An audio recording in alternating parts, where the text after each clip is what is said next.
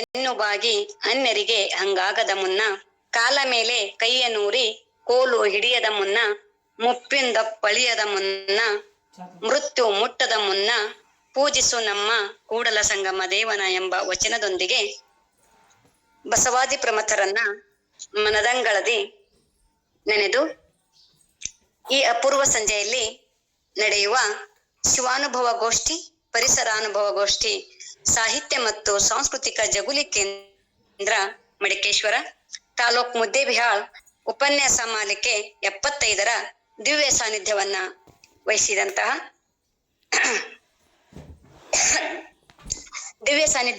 ವಹಿಸಿದಂತಹ doctor Shivakumara ಮಹಾಸ್ವಾಮಿಗಳ ಪಾದಾರವಿಂದಗಳಲ್ಲಿ ಪಡಮಟ್ಟು ಅವರಿಗೆ ಶರಣಾರ್ಥಿಗಳನ್ನ ಕೋರುತ್ತಾ ಇಂದಿನ ಕಾರ್ಯಕ್ರಮದ ಮುಖ್ಯ ಘಟ್ಟ ಉಪನ್ಯಾಸದ ವಿಷಯ ಅನುಭವ ಮಂಟಪದಲ್ಲಿ ಸಿದ್ದರಾಮ ಶಿವಯೋಗಿಗಳು. ಉಪನ್ಯಾಸಕರು ಶ್ರೀ ಸಂಗೈ ಶಾಸ್ತ್ರಿಗಳು ಹಿರೇಮಠ ಆಲೂರು.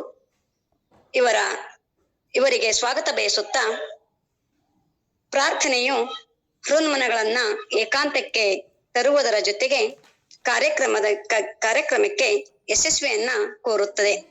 ಅಂತೆಯೇ ಇಂದಿನ ಉಪನ್ಯಾಸ ಗೋಷ್ಠಿಯ ಯಶಸ್ವಿಗಾಗಿ ಪ್ರಾರ್ಥನೆಯನ್ನ ಹಾಡಲಿದ್ದಾರೆ ನೆಚ್ಚಿನ ರಮೇಶ್ ಮಠಪತಿ ಗುರುಗಳು. Sir, start please.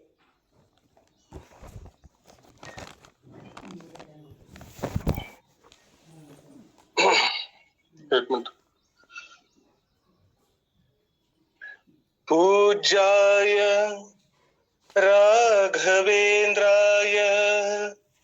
सत्यधर्मरताय च भजतां कल्पवृक्षाय नमतां कामधेनवे ಏನೋ ದಾಹ ಯಾವ ಮೋಹ ಏನೋ ದಾಹ ಯಾವ ಮೋಹ ತಿಳಿಯದಾಗಿದೆ ಸ್ವಾಮಿ ಇನ್ನು ನಿನ್ನ ಹೆಸರ ಹೇಳು ಆಸೆಯಾಗಿದೆ. ಏನೋ ದಾಹ ಯಾವ ಮೋಹ ಏನೋ ದಾಹ ಯಾವ ಮೋಹ ತಿಳಿಯದಾಗಿದೆ ಸ್ವಾಮಿ ಇನ್ನು ನಿನ್ನ ಹೆಸರ ಹೇಳು ಆಸೆಯಾಗಿದೆ. ಸಾಕು ಎಂಬ ಮಾತು ಮರೆತು ಮನವು ನಿನ್ನ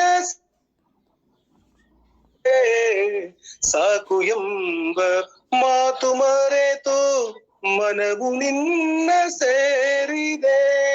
ಚರಣ ಕಮಲ ಸ್ಮರಿಸಿದೆ, ದುಂಬಿಯಾಗಿ ಹಾಡಿದೆ, ದುಂಬಿಯಾಗಿ ಹಾಡಿದೆ.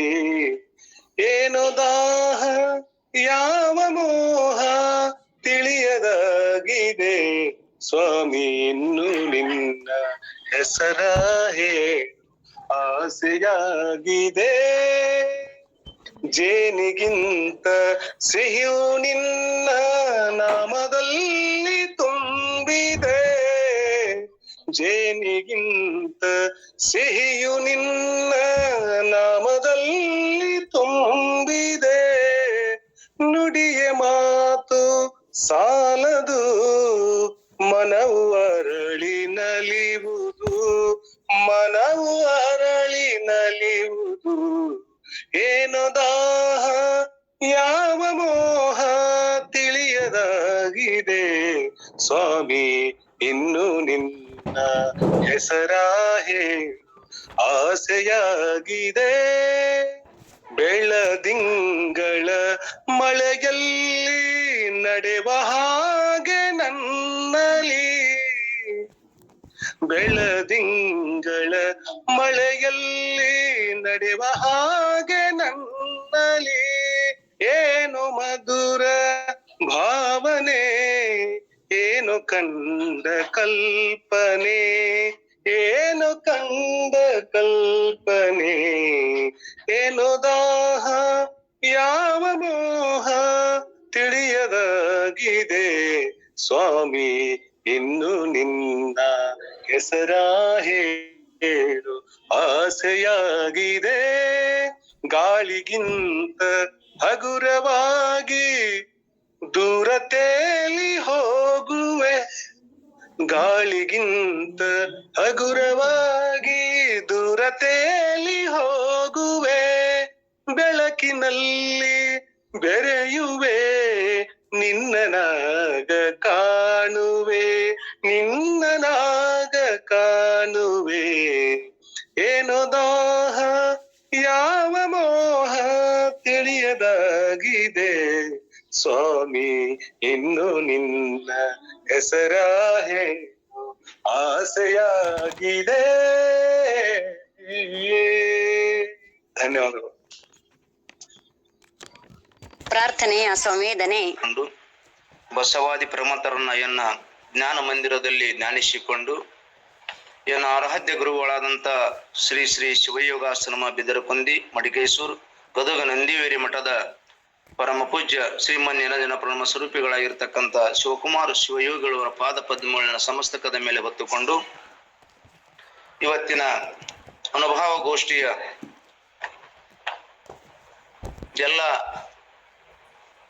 ಶಿಕ್ಷಕರು ರಮೇಶ್ ಮಡಪತಿ ಸರ್ ಅವರು, ಅಂಬಿಕಾ ಶಿಕ್ಷಕಿಯವರು, ಶರಣಮ್ಮ ಒಗ್ಗರ ಶಿಕ್ಷಕಿಯರು, ಇಲ್ಲಿವರೆಗೆ ತಮ್ಮೆಲ್ಲರಿಗೆ ಸ್ವಾಗತವನ್ನು ಮಾಡಿರ್ತಕ್ಕಂಥ ಶಾಂತಲತಾ ಶಿಕ್ಷಕಿಯವರು, ಅವರೆಲ್ಲರ ಅಂತರಾತ್ಮಕ್ಕೂ ಶರಣೆಂದು ನಮ್ಮ ನಿಮ್ಮೆಲ್ಲರಿಗೆ ಪರಿಚಯಿಸಿ ಕೊಟ್ಟಿರ್ತಕ್ಕಂಥ ನಮ್ಮೂರಾಗಿರ್ತಕ್ಕಂಥ SS ಮೋಟ್ ಸರ್ ಅವರಿಗೂ ಶರಣೆಂದು ಇವತ್ತಿನ ವಿಷಯ ಈಗಾಗಲೇ ತಾವೆಲ್ಲ ಹೇಳಿದಿರಿ.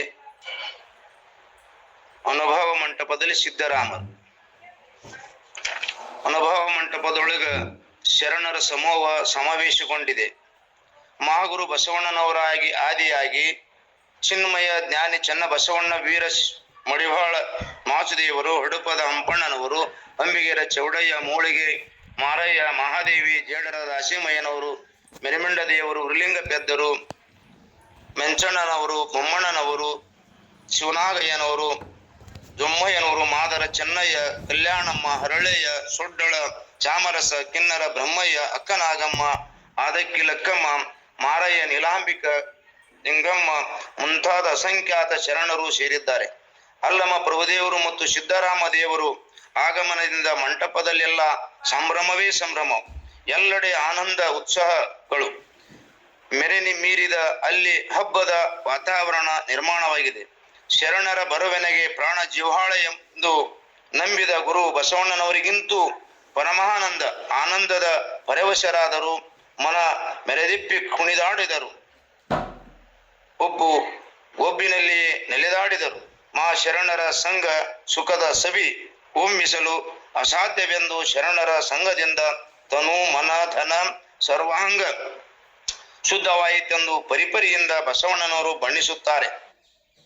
ಆನಂದದ ತುದಿಯಲ್ಲೇರಿದಾಗ ಬಸವಣ್ಣನವರು ಪ್ರಭುದೇವರನ್ನು ಶರಣು ಸಂಕುಲಕ್ಕೆ ಪರಿಚಯಿಸುತ್ತಾರೆ. ಕಾಯಕ ದಾಸೋಹ ಪ್ರಸಾದ ಮತ್ತು ನಿತ್ಯ ಅನುಭವ ಗೋಷ್ಠಿಯಲ್ಲಿ ಮೈಮರೆಯುವ ಶಿವಯೋಗಿ ಸಾಧನ ಶಿಖರವನ್ನೇರಿ ಸಂತೃಪ್ತಿಯ ಭಾವದಲ್ಲಿ ತೇಲಾಡುತ್ತಿರುವ ಶರಣರನ್ನು ಕಂಡು ಪ್ರಭುದೇವರು ಮತ್ತು ಸಿದ್ದರಾಮ ರೋಮಾಂಚಿತರಾಗುತ್ತಾರೆ. ಅಖಂಡ ಪರಿಪೂರ್ಣ ಪರಿಮಿತಿಯಾದ ಪರಶಿವಲಿಂಗ ಅಂಗದಲ್ಲಿ ಅಳವಡುವ ರೀತಿ, ಲಿಂಗಾಂಗ ಸಾಮರಸ್ಯದ ರಹಸ್ಯ ಮುಂತಾದ ಆಧ್ಯಾತ್ಮಕದ ಸಾಧನೆ ಕುರಿತು ಪ್ರಶ್ನೆಗಳನ್ನು ಸುರಿಮಳೆಯುತ್ತಿದ್ದಾರೆ. ಪ್ರಭುದೇವರು ಅವರ ಕೇಳುವ ಪ್ರಶ್ನೆಗಳಿಗೆ ಸೂಕ್ಷ್ಮವಾಗಿ ಉತ್ತರಿಸುತ್ತಿದ್ದಾರೆ ಗುರು ಬಸವಣ್ಣನವರು. ಇವರ ಮಹಾ ಅನುಭವ ಗೋಷ್ಠಿ ಕೇಳುವಲು ಮೈ ಮರೆತಿದ್ದ ಶರಣ ಸಂಕುಲ ಬಸವಣ್ಣನವರ ಪರಮಾನುಭವದಿಂದ ಪರಮಾನಂದದ ಭರಿತು. ಪ್ರಭುದೇವರು ಪ್ರಶ್ನೆ ವಿಚಿತ್ರವಾಗಿ ಗುರು ಬಸವಣ್ಣನವರನ್ನು ಹಲವು ಬಗೆಯಲ್ಲಿ ಸ್ತುತಿಸುತ್ತಿರುವವರು. ಅದೇ ಸಂದರ್ಭದಲ್ಲಿ ಚನ್ನ ಬಸವಣ್ಣನವರು ಜ್ಞಾನ ಪ್ರಭೆಯನ್ನು ಕಂಡು ಪ್ರಭುದೇವರು ನಿಬ್ಬೆರಗಾಗುವರು. ಚನ್ನ ಬಸವಣ್ಣನವರ ಚಿನ್ಮಯ ಜ್ಞಾನಕ್ಕೆ ನಮೋ ನಮೋ ಎನ್ನುವರು ಬಸವಣ್ಣನವರು. ನಿಜ ಬಣ್ಣಿಸುವುದು ಕಂಡು ಮಡಿವಾಳ ಮಾಚುದೇವರು ಚನ್ನ ಬಸವಣ್ಣನವರ ನಿಲುವನ್ನು ಬಣ್ಣಿಸತೊಡಗಿದರು. ಒಬ್ಬರನ್ನೊಬ್ಬರು ಕೊಂಡಾಡುವ ಪರಿ ಕಂಡು ಅಲ್ಲಮ ಪ್ರಭುದೇವರು ಮಡಿವಾಳಯ್ಯನವರನ್ನು ನಿಲುವನ್ನು ಹೊರಗಿಕ್ಕಿ ನೋಡಿ ಅವರ ಮಹಾಗಣ ನಿಲುವ ನರಿದು ಮನದಲ್ಲಿ ಆನಂದ ಭರಿತರಾಗುವರು. ಕಲ್ಯಾಣವನ್ನು ಕಂಡು ಪ್ರಭಾವಿತರಾಗಿದ್ದ ಸಿದ್ದರಾಮ ಒಬ್ಬ ಶರಣ ನಿಲುವನ್ನು ಕಾಣುತ್ತಾ ಪುಳಿಕಿತಗೊಳ್ಳುವರು. ಬಸವಣ್ಣನವರ ಮಹಾಮನೆಯ ಪ್ರವೇಶಿಸಿ ರೋಮಾಂಚನವನ್ನು ಭಾವಿಸುತ್ತಾರೆ.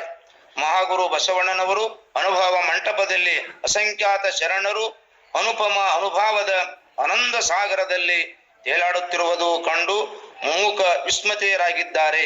ಬಸವಣ್ಣ ಅಲ್ಲಮ ಪ್ರಭು, ಚನ್ನಬಸವಣ್ಣ, ಮಡಿವಾಳ ಮಾಚದೇವರು ಪರಮಾನುಭಾವದ ಚರ್ಚೆ ನಿಬ್ಬೆರಗಾಯಿಸಿದೆ. ಸಿದ್ದರಾಮರಿಗೆ ಇಷ್ಟಲಿಂಗದ ಅನುಭವ ತಿಳಿಯುವ ಕುರಿತು ತೀವ್ರವಾಗಿದ್ದ ಬಗೆಯನ್ನು ಅದರ ನಿಜವನ್ನರಿಯಬೇಕೆಂಬುವ ಹಂಬಲ ಇಂಥ ಸಂದರ್ಭದಲ್ಲಿ ಕರ್ಮಯೋಗಿ ಸಿದ್ದರಾಮ ಪ್ರಭುದೇವರು ನೀವಿನಗೆ ಕರಸ್ಥಲದ ನಿಜವ ನಿಮ್ಮ ಪರಮಗುರು ಬಸವಣ್ಣನವರಿಂದ ಅರಿವು ಕೊಡುವೆನೆಂದು ಸೊನ್ನಲಾಪುರದಿಂದ ಕರೆತಂದಿರುವಿರಿ. ಈಗ ತಾನಾದವರಿಗೆ ಕರಸ್ಥಲದ ಲಿಂಗದ ಅವಶ್ಯಕತೆ ಅದೇಕೆ? ತಾನಾದವರಿಗೆ ಕರಸ್ಥಲದ ಲಿಂಗದ ಅವಶ್ಯಕತೆ ಅದೇಕೆ ಅಂತ ಪ್ರಶ್ನೆ ಮಾಡ್ತಾರೆ ಎಂಬುದನ್ನು ತಿಳಿದುಕೊಳ್ಳಬೇಕೆಂದು ಪ್ರಭುದೇವರಲ್ಲಿ ಹೀಗೆ ವಿನಯಿಸಿಕೊಳ್ಳುತ್ತಾರೆ. ಸಿದ್ದರಾಮ ಶಿವಹೇಳು ತಮ್ಮದೊಂದು ವಚನದೊಳಗೆ ಹೇಳ್ತಾರ, ಅಯ್ಯ ಕಾಯಲಿಂಗವು ಕಾಯದಲ್ಲಿ ಸಾರಿಪ್ಪ ಲಿಂಗವು ಲಿಂಗವು, ಪ್ರಾಣಲಿಂಗವು ಪ್ರಾಣದಲ್ಲಿ ಸಾರಿಪ್ಪ ಲಿಂಗವು ಲಿಂಗವು, ಜ್ಞಾನಲಿಂಗವು ಜ್ಞಾನದಲ್ಲಿ ಮನೆಯಲ್ಲಿಯೇ ಬೆಳಗುವ ಲಿಂಗವು ಲಿಂಗವು, ಲಿಂಗ ಪ್ರಾಣ ಪ್ರಾಣಲಿಂಗವೆಂತರಿಹೇನವು.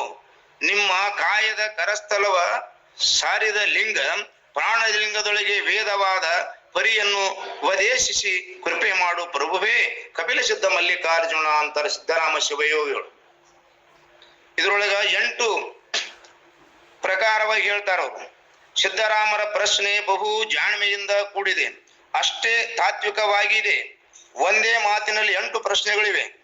ಅವರ ಪ್ರಶ್ನೆ ಪರಿಪೂರ್ಣ. ಇಲ್ಲಿ ಕಾಯಲಿಂಗ ಪ್ರಾಣಲಿಂಗ ಜ್ಞಾನಲಿಂಗ ಅರಿವು ಮಾಡಿಕೊಳ್ಳುವ ಬಯಕೆ ಇದೆ.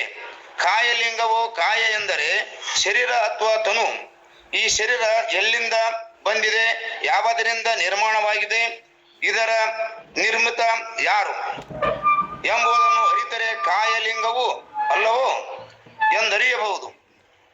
ಇದು ಎಲ್ಲಿಂದ ಬಂದದ, ಹ್ಯಾಂಗ ನಿರ್ಮಿತ ಆಗೈತೆ ಅಂತಕ್ಕಂಥದ್ದು ಅರಿತರು ಮಾತ್ರ ಕಾಯಲಿಂಗವು ಅಲ್ಲವೋ.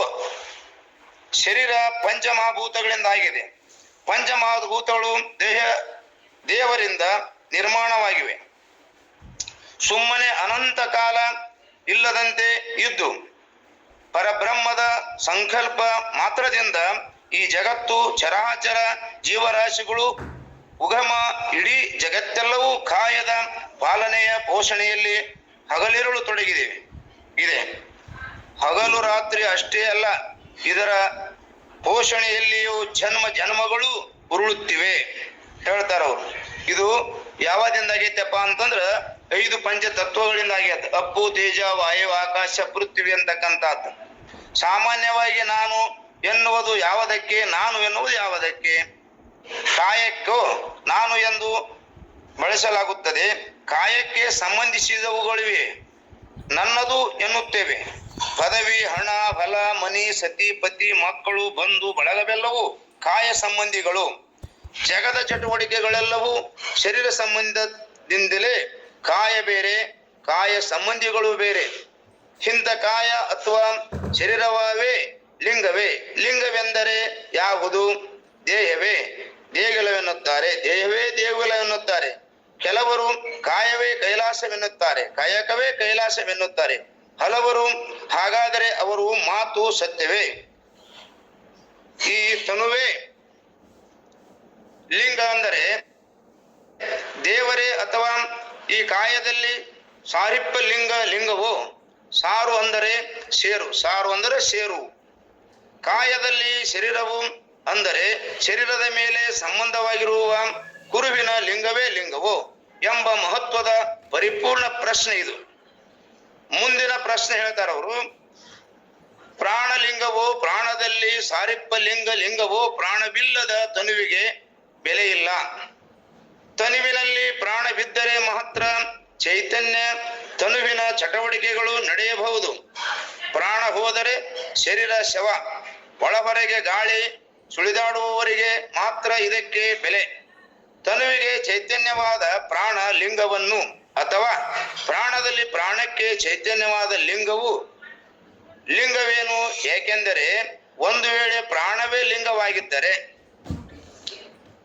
ಲಿಂಗವಾಗಿದ್ದರೆ ವಾಹನಗಳಿಗೆ ಗಾಳಿ ತುಂಬಿದಂತೆ ತನುವಿನಲ್ಲಿ ಪ್ರಾಣವಾಯು ಹೋದರೆ ಮತ್ತೆ ಗಾಳಿ ತುಂಬಿ ಶರಣ ಸಿದ್ಧರಾಮ ಶಿವಯೋಗಿಗಳ ಆಗಮನದಿಂದ ಅನುಭವ ಮಂಟಪದಲ್ಲಿ ಹೊಸ ಚೈತನ್ಯ ತುಂಬಿದ ಬಗೆ.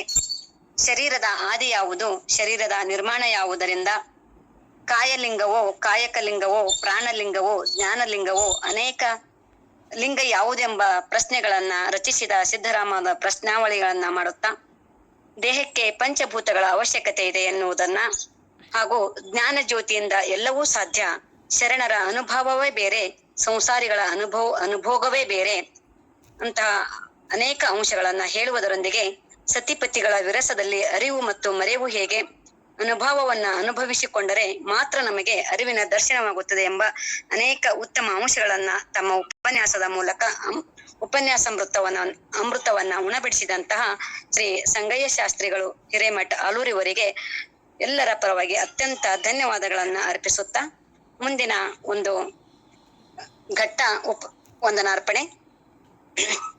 ಉಪನ್ಯಾಸದಲ್ಲಿ ಮೊದಲಿಗೆ ಪ್ರಾರ್ಥನೆ ಎಷ್ಟು ಮುಖ್ಯವೋ ಕೊನೆಗೆ ಶರಣ ಸಮರ್ಪಣೆಯೂ ಕೂಡ ಅಷ್ಟೇ ಮುಖ್ಯ. ಹಾಗೆ ಎಲ್ಲ ಶರಣ ಮನಸ್ಸುಗಳಿಗೆ ಶರಣು ಸಮರ್ಪಿಸಲು ಶರಣಮ್ಮ ಒಗ್ಗರ್ ಇವರು ಬರಲಿದ್ದಾರೆ.